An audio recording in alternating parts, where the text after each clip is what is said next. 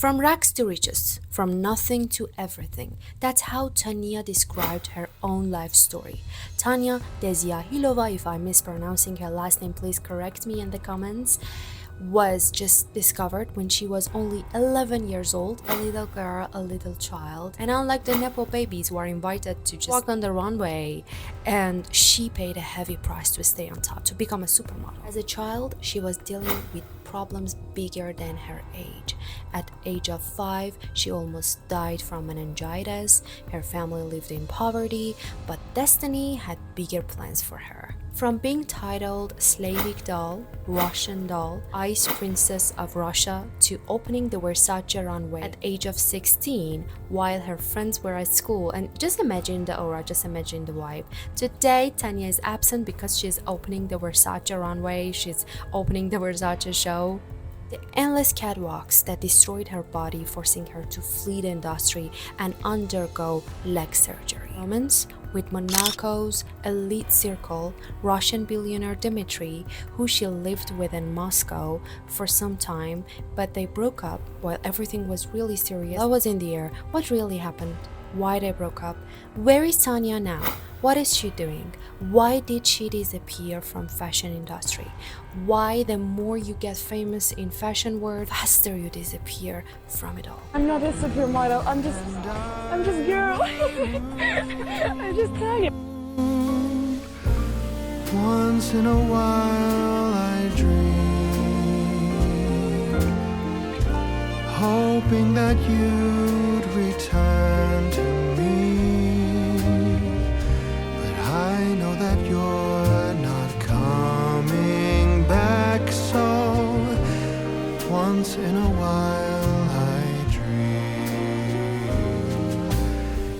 Each moment passes like hours,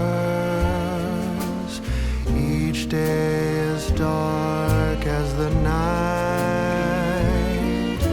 Since we have ended, I just pretend I have a reason to live. It's sad how the seasons change, sad how the feelings go away. We were in love, but now it's over. So once in a while I dream.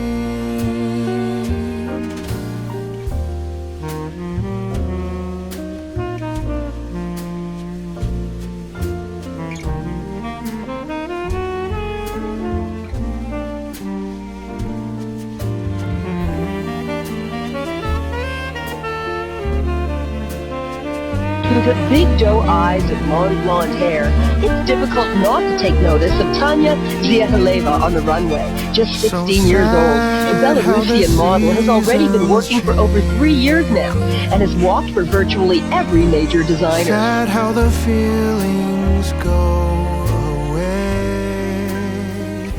We were in love, but now it's over.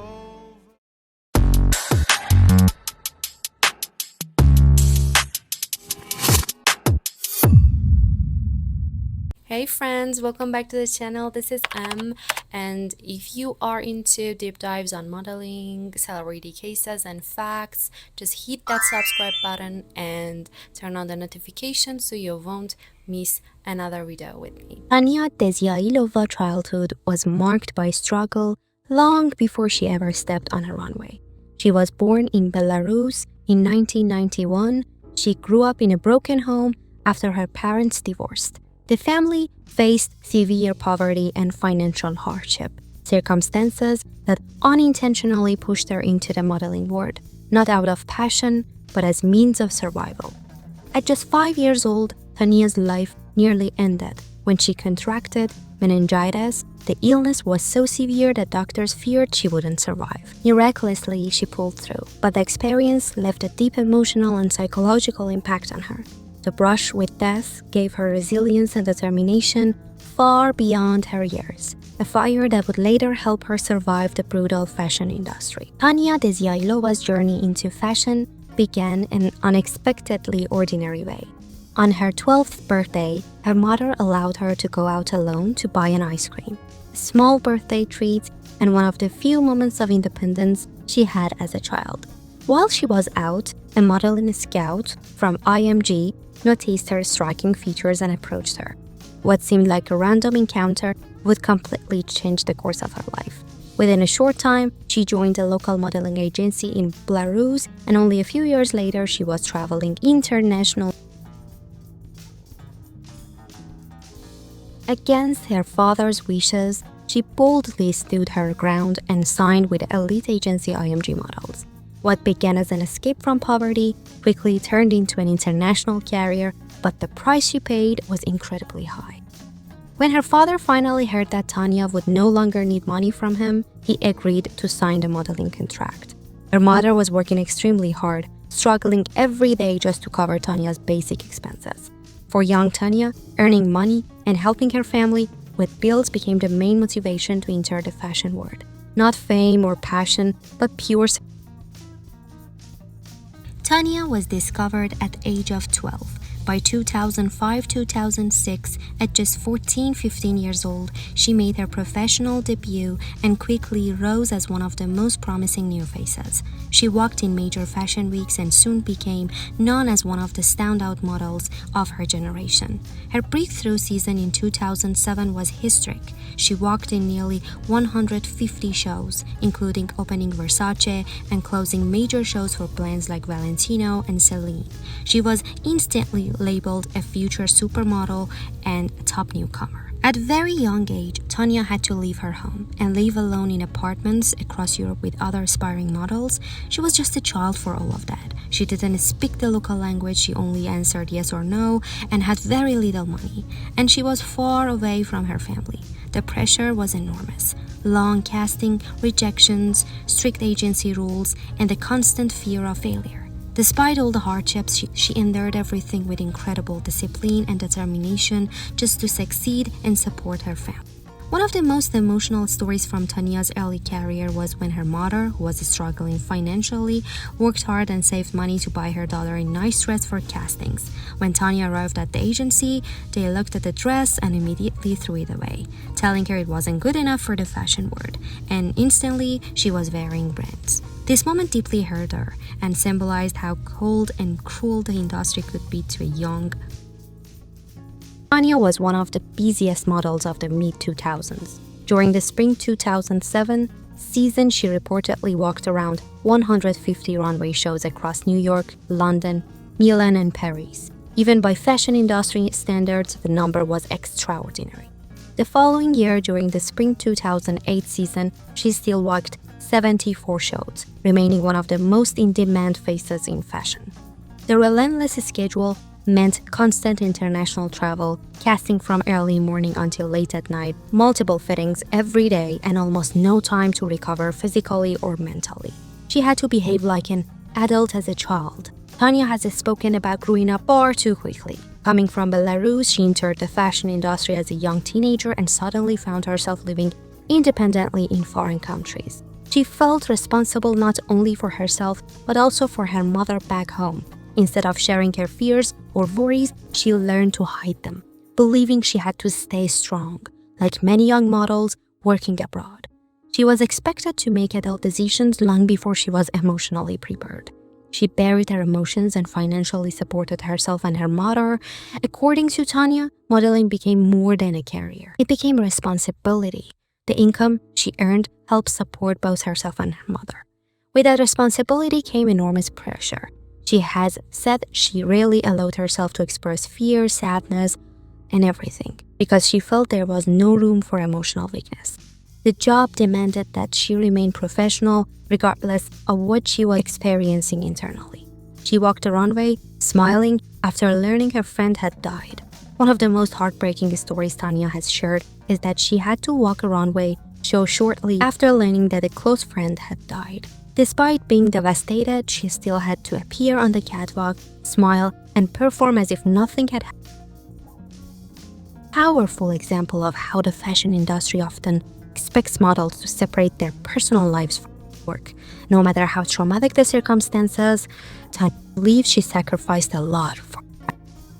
She has repeatedly described fashion as shallow and dangerous environment for young girls. In interviews after stepping away from the peak of her career, Tanya criticized parts of the fashion industry, describing it as a shallow environment where appearance often matters more than a person's well-being.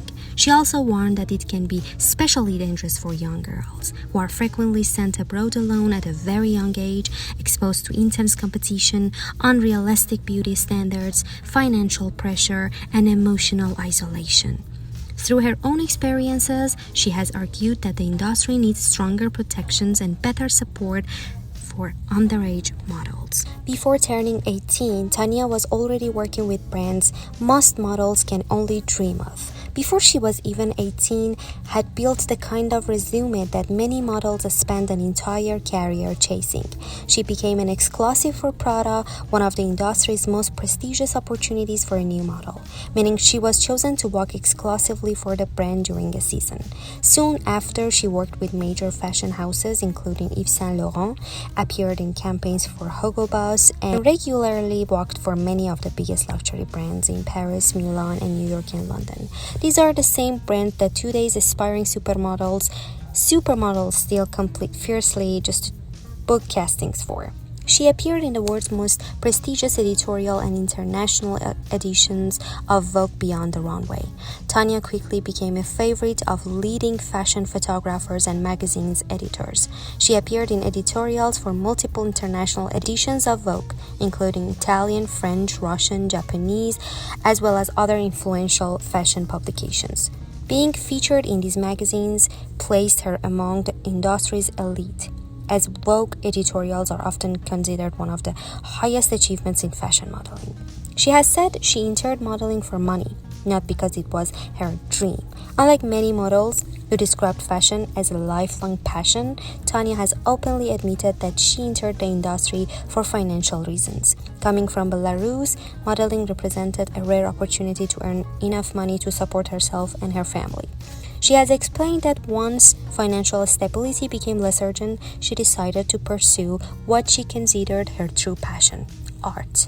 Rather than remaining fully immersed in fashion, she enrolled in art school to study and develop as an artist. Today, she works as a stylist, artist, and models selectively. After stepping away from the intense pace of high fashion, Tanya reshaped her career around creative work. She had worked as an artist stylist, and she's focusing more on artistic expression than commercial success. Although she never completely left modeling, she became highly selective about the projects she accepted, choosing collaborations that aligned with her personal interests instead of maintaining exhausting schedule that defined her teenage years. Years of modeling from a young age took a serious toll on her body. Tanya has spoken about physical consequences of entering the fashion industry at such a young age. Years of constant runway shows, endless castings, long hours standing in high heels, and an intense travel schedule placed enormous stress on her body, particularly her feet. The damage eventually became severe enough that she has described this as another example of how the fashion industry often pushes young models beyond their physical limits with long-term effects. Tanya has always kept her private life out of the spotlight. Unlike many supermodels of her generation, Tanya has already spoken publicly about her personal life. Even at the height of her career, interviews focused almost entirely on fashion rather than relationships. As a result, very little about her private life has ever been officially confirmed. Her relationship with Russian billionaire Dmitry Rybolovlo, one of the few relationships widely reported by the media, was a Russian billionaire, the businessman who built his fortune through the fertilizer company before becoming the owner and president of AS Monaco Football Club. At the time, Dmitry was one of the wealthiest men living in Monaco and frequently appeared in an international business ranking. Reports and public appearances linked Tanya to Dmitry in the early 2010s. During a part of the relationship, she reportedly spent time living with him in Moscow while continuing selective modeling work. However, because Tanya never discussed the relationship publicly, most details remained based The relationship happened while Dmitry was involved in a high-profile divorce. The relationship attracted additional media attention because Dmitry was already involved in what became one of the most expensive divorce battles in the history. His wife Elena filed for divorce in 2008, and the legal dispute continued for years before eventually ending in a private settlement in 2015. The divorce dominated headlines across Europe because of the enormous fortune involved, and there is no public evidence from Tanya explaining why the relationship eventually ended and details about why they broke up. Where is Tanya today? Today, Tanya lives a remarkable private life compared with her years as a fashion supermodel. Rather than pursuing celebrity, she has focused on creative work, including art, photography, styling, and design. While only accepting occasional modeling projects, she has also studied fashion design and has shifted much of her attention toward artistic pursuit instead of the traditional fashion spotlight. Her exact current residence is not publicly confirmed, although she has spent periods living in cities such as Paris and Moscow and Milan during different stages of her life. Across different interviews, she has described becoming disillusioned with the industry. She has spoken about the emotional exhaustion of starting so young, the pressure to suppress her feelings, the physical strain of constant travel and runway work, and her belief that fashion can be shallow and unhealthy environment for very young models. As her career became more successful, she appeared increasingly interested in building a quieter life centered creativity rather than fame. Instead of chasing more campaigns or runway records, she chose work that gave her greater artistic freedom and more control over her own life. The more famous you become, the faster you want to disappear. Although this isn't a direct quote from Tanya, but she accurately reflects the trajectory of her career. At the very moment she had become one of the most recognizable runway models in the world, she gradually stepped away from the relentless pace of high fashion. Rather than turning her success into celebrity, she deliberately embraced privacy, a rare decision in an industry where visibility is often treated as the ultimate goal. For Tanya, success eventually meant not being seen everywhere, but having the freedom to choose when and whatever to be seen at all. That was the story of Tanya, from opening legendary runways to ghosting fashion industry. If you enjoyed this video, drop a like and tell me in comments which supermodels you want me to cover next. Thanks for watching, stay iconic, and never forget, not everything that glitters on the runway is gold. See you in the next one. Au revoir.